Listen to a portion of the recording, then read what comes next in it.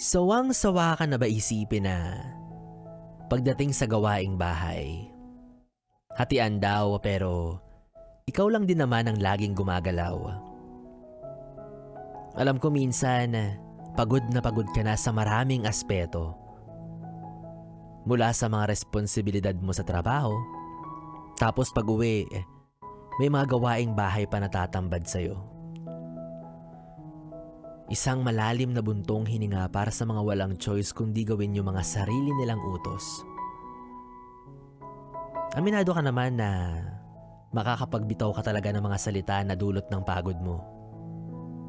May isip mo kasi na hindi lang naman ikaw yung nakatira dyan pero bakit lahat sa'yo inaasa? Pagluluto, pagwawalis, pagtatanggal ng alikabok, paglalaba, pagkikiskis ng banyo, ultimo simpleng paghuhugas ng plato. Lahat yun sa'yo. Kasi naman, sabi ko naman sa'yo, kung kaya ng iba, ipagawa mo sa kanila. Baka kasi minsan, Bibi, masyado mo ring inaako lahat. Kung ganyan ka ng ganyan, hindi talaga matututo yung mga kasama mo sa bahay. Pero alam mo, gayon pa man, sobrang bilib ako sa'yo. Ang dami mong kayang gawin.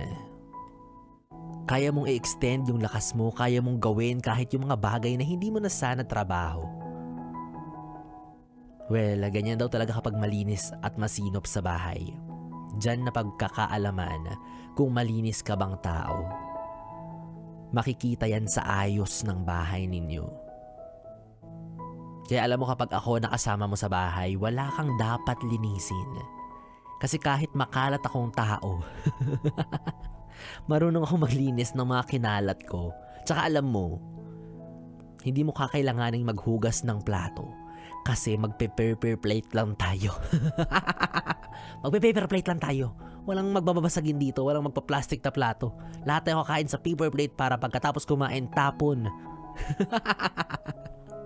Hi, so anyways, kasama mo pa rin na DJ B-Boy Bibo para sa ating bibitayang na tungkol sa hatian ng mga gawaing bahay. Dito pa rin sa istasyong huntahan ng mga young and fresh, ang 101.1, yes, the best.